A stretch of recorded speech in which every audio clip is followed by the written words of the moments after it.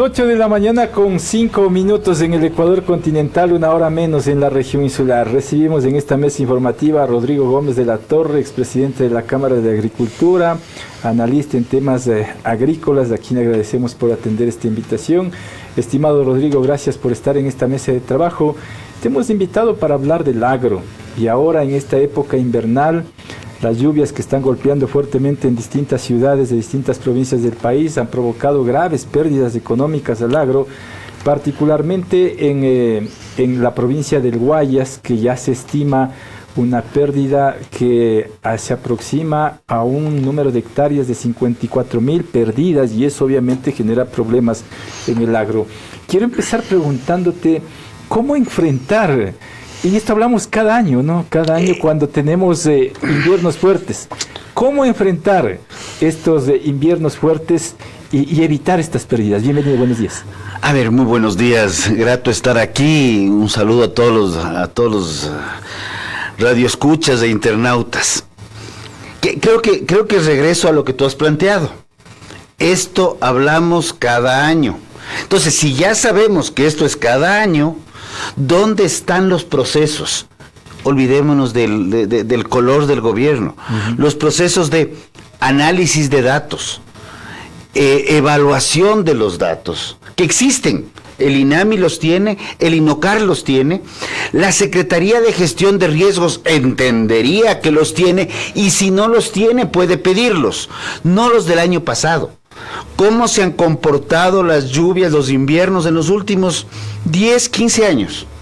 Y sobre eso planificar y anticipar lo que podría venirse. Reconocemos que el clima está modificado, que tenemos situaciones más extremas, ¿ya?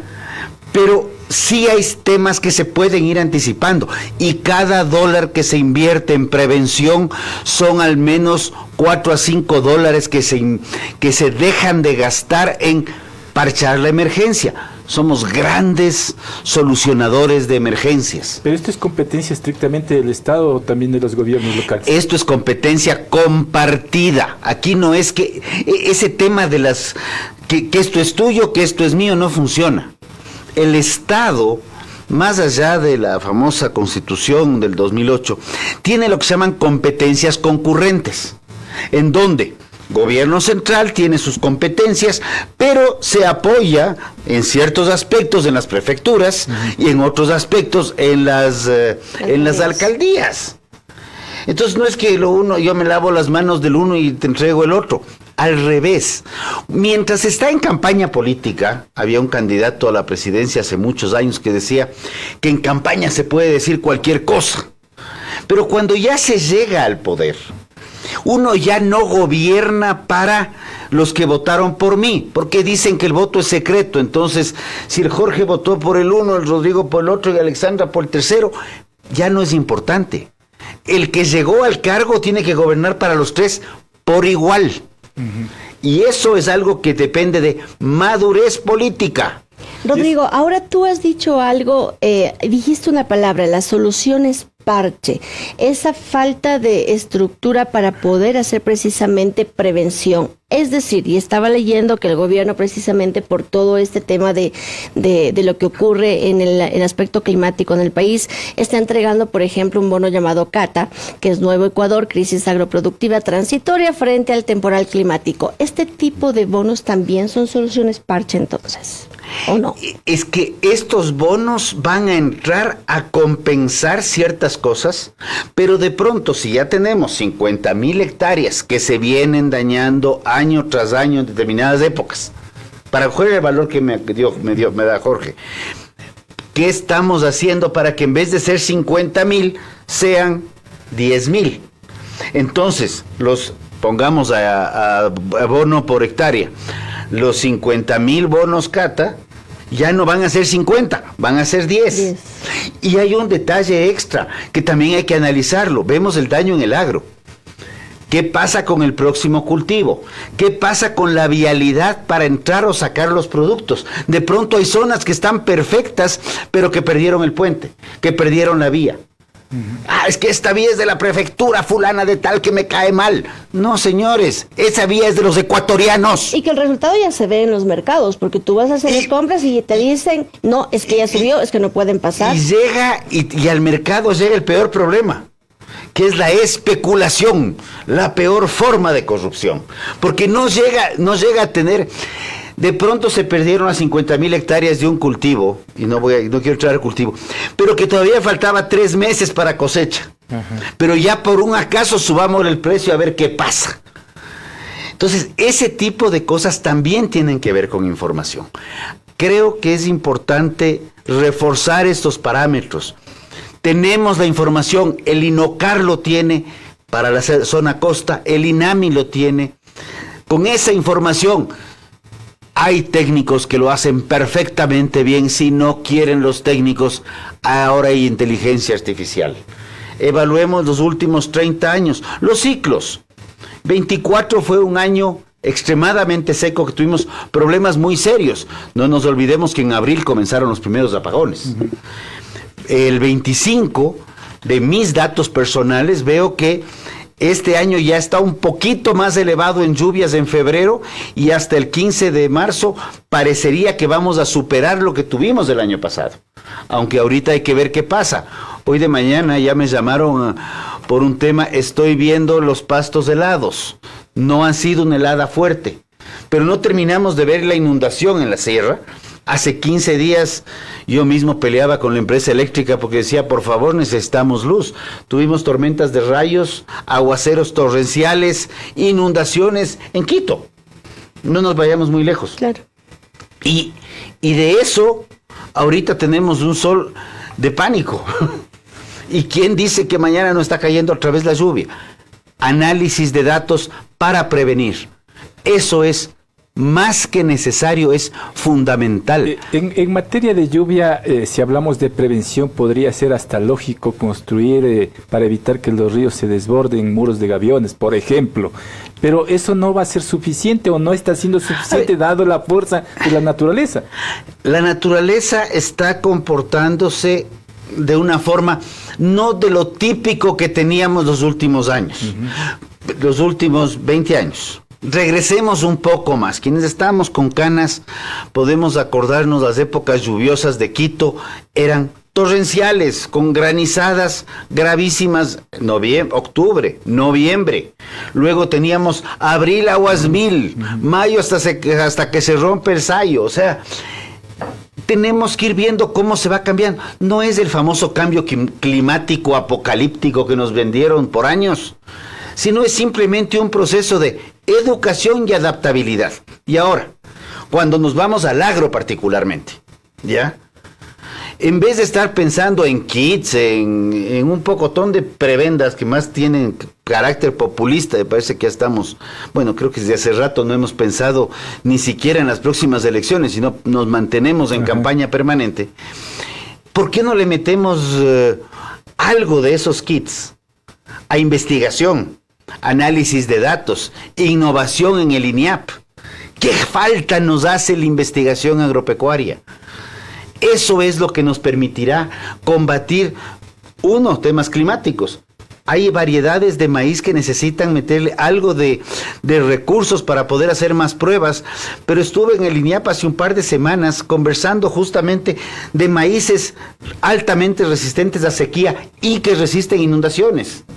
Porque hay variedades, se puede hacer investigación, se pueden hacer clonaciones, se puede hacer maravillas. ¿Por qué no lo hacemos? Porque estamos más ocupados apagando incendios que en lugar de previniendo incendios. Pero aquí hay que también hablar de la parte económica. Se entendería que son muy costosas las investigaciones y los gobiernos de turno no invierten. Pero ¿qué es más barato? Invertir en investigación, invertir en capacitación, análisis de datos y prevención, que podría ser sobre las 10,000 hectáreas que hablábamos, a 10,000 bonos, y no recuperar versus 50,000. Dos temas. El Estado se ahorraría 40,000 bonos de sobre lo que estamos hablando, y por otro lado, evitamos 40,000 hectáreas de pérdida. Entonces es un ganar-ganar. Y cuando tú tienes problemas económicos, precisamente es donde más tienes que ver cómo cuidar y utilizar adecuadamente es decir, el dólar. Ser preventivo, no reactivo, dices tú. Ser preventivo, no reactivo. Somos excelentes reactivos. Somos muy buenos bomberos, como digo yo. Y el otro lado, el agro tiene que trabajar más de la mano con el seguro agrícola. Hace tiempo atrás me decían, es que verás, Rodrigo, el seguro agrícola es para el pequeñito productor. Yo le decía, ok, eso me parece discriminatorio. Uh-huh. Si yo tengo 10 hectáreas y el seguro es hasta 5, ok, cúbrame las 5 y las otras 5 van a mi riesgo. No, es que si ya eres 10 y ya no te cubrimos nada. Uh-huh. A ver, eso es discriminatorio. Y me ratifico en la palabra. El manejo de el crédito solo para mujeres, el crédito solo para esto, el beneficio solo para este otro, es discriminatorio. Y la Constitución, que de hecho no me agrada, pero eso es aparte, dice, los ecuatorianos somos iguales ante la ley. Hasta que llega el funcionario y dice, no, ya no quiero que seas igual. Si tú tienes 4 hectáreas, te ayudo con el seguro. Si tú tienes 4 hectáreas y media, ya no calificaste. Pero el seguro agrícola también ha sido cuestionado por la efectividad, ¿no? Y tampoco es que quieren las aseguradoras invertir en ese segmento. El seguro agrícola cada vez ha sido más... está creciendo lentamente, pero está creciendo. Ha sido el mecanismo de desarrollo de los países del primer mundo históricamente. Tradicionalmente siempre ha tenido un apoyo estatal, porque el agro depende de un factor distinto. Si ahorita estamos en la radio, son las, 8 y alguito de la mañana, allá afuera puede estar granizando, hasta me atrevería que podría estar cayendo hasta ceniza del volcán Pichincha que algún momento tuvimos, y aquí seguiríamos en la conversación, tal vez viendo a la ventana a ver si el aguacero subió o no subió, si la lluvia está más fuerte, si la ceniza, pero seguimos trabajando. Cuando tú trabajas en el campo, tú trabajas a cielo abierto, tu principal socio es el clima, ¿ya? Y cuando tu principal socio es el clima, está con algunas variaciones más impredecibles que otras, pues tienes que estudiarle un poco más. Pero son ciclos, no dejan de ser ciclos. Entonces hay que ver cómo se han ido comportando, cómo se han subido los picos. La Gasca, el deslave de la Gasca, otro gran ejemplo. Es que esto pasa cada 70 años. Ok, pero pasa. Entonces, ¿qué hacemos? ¿Dejamos 69 años y medio que se enmonte, que se llene de palos, piedras? ¿O permanentemente estamos monitoreando que no haya palos, que no haya piedras, que si llueve el agua pueda correr tranquilamente? Y que ha dado resultado, ¿no? Y que de hecho ha dado resultado. Claro. Esa es la cosa. Gracias, eso me cayó perfecto. Entonces la situación está, como siempre, en manos de nuestros políticos.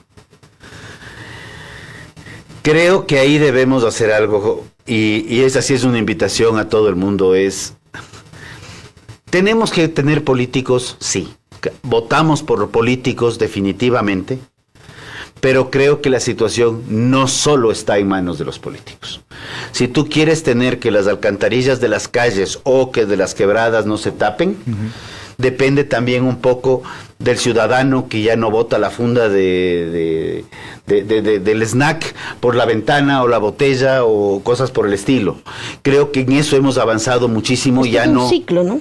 Sí, pero ya no vemos perdón, pero quienes tienen memoria, en los buses de línea era muy común ver, sea educado, bote la basura por la ventana.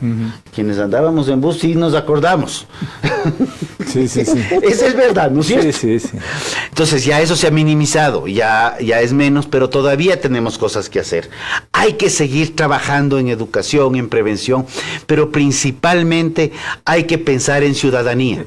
Los políticos son lo que son porque los ciudadanos se los permitimos. Si bien es obligatorio el voto, es el ciudadano el que le puede poner límites al político, sea el de la junta parroquial, sea el concejal, la alcaldía, sea la prefectura, sea el gobierno central. Da exactamente igual. El que marca los límites es el ciudadano. Ahora, Rodrigo, por todos estos problemas que año tras año se generan, sea por sequía, sea por lluvias y el abandono de los gobiernos locales y nacional, el campo se va quedando vacío. El campo se va quedando vacío porque no han existido, y lamentablemente no puedo decir, es que en el Ecuador, no es verdad, es un tema global. La juventud desde hace muchos años está saliendo del campo. El trabajo del campo es un trabajo difícil. O sea, regresemos a esta sala de este momento. Estar aquí es más fácil que estar metido, bien sea con un dron o bien sea con un pico y pala, trabajando en el campo. El trabajo del campo es duro. El trabajo del ordeño, el trabajo de manejo de animales es un trabajo donde uno está permanentemente en relativo contacto con las excretas. ¿Y eso de alguna manera podría traer a futuro un problema de seguridad alimentaria? No, porque esa gente que está saliendo del campo en buena medida, a nivel global, está siendo suplantada cada vez más por mecanización y robotización. Más bien lo que tenemos que ver es el sector agrícola, es uno de los sectores que mayor capacidad de crecimiento tiene. Y ya no hablo de potencialidades, porque esa palabra ya me tiene incómodo, 30 años hablando de lo mismo. Es el crecimiento del campo. ¿Ya? En este instante acabamos de suscribir el último acuerdo comercial con Estados Unidos, en donde si bien el gobierno nos ha contado todo lo que vamos a exportar, todo lo que vamos a mejorar, todavía hay una brecha muy grande en productos que no están exonerados de la sobretasa del presidente Trump. De la última. Productos que todavía están con limitaciones arancelarias. Pero lo que no nos dice todavía, y ojo, yo jamás me opondré a un acuerdo comercial, creo que el acuerdo comercial es lo mejor que podemos tener, pero lo que no nos dicen es que sí, hay productos del Ecuador que todavía están limitados la salida para Estados Unidos, pero que sobre el 90% de los productos norteamericanos entrarían al Ecuador ya sin todas las restricciones.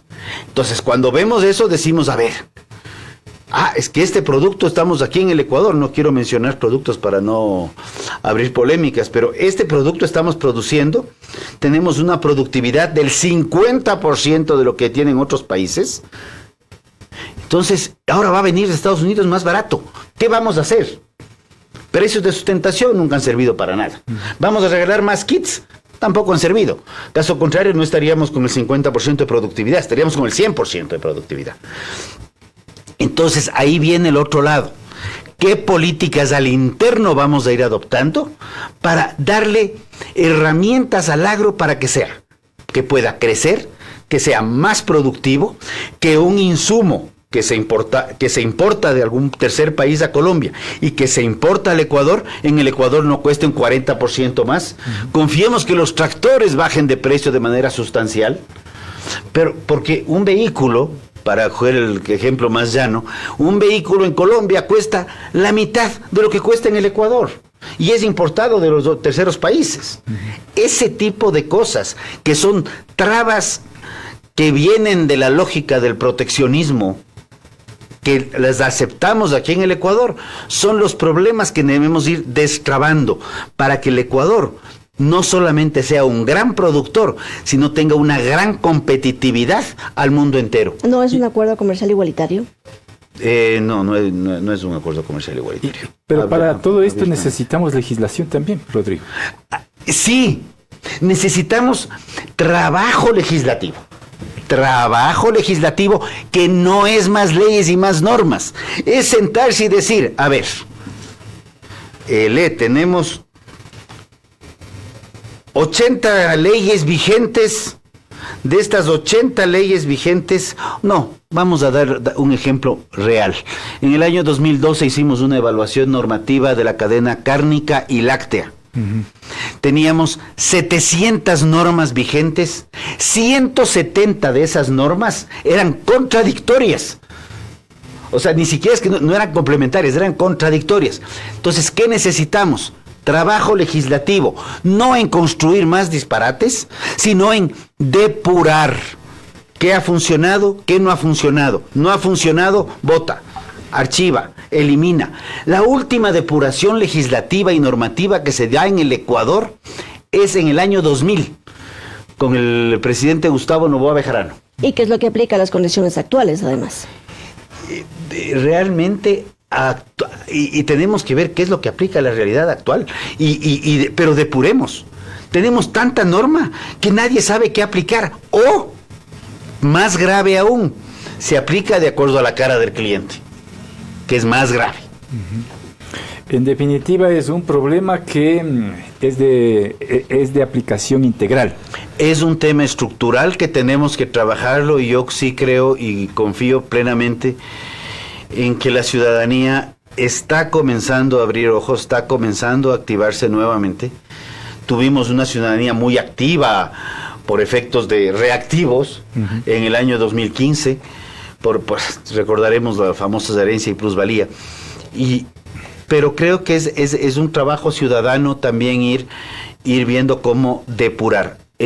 Un tema de una corrección al inicio: he asumido nuevamente la presidencia de la Cámara de Agricultura de la Primera Zona, y justamente me dicen, es que ¿qué vamos a hablar con el gobierno? Yo les digo, decirle qué es lo que no necesitamos, pero tenemos que trabajar al interno, qué es lo que nosotros podemos hacer por nosotros en una articulación local para mejorar niveles de producción, de productividad, de costos, de eficiencia. Y como me decía un ex ministro de la producción, muchas veces en el Ecuador hay que trabajar a pesar de los gobiernos, y las exportaciones, las grandes exportaciones que tiene el Ecuador, se han dado por eso. Con eso me quedo, Rodrigo. Te agradezco por tu tiempo. Gracias a ti, Jorge. Rodrigo Gómez de la Torre, presidente de la Cámara de Agricultura de la Primera Zona. 8:28, vamos a la pausa.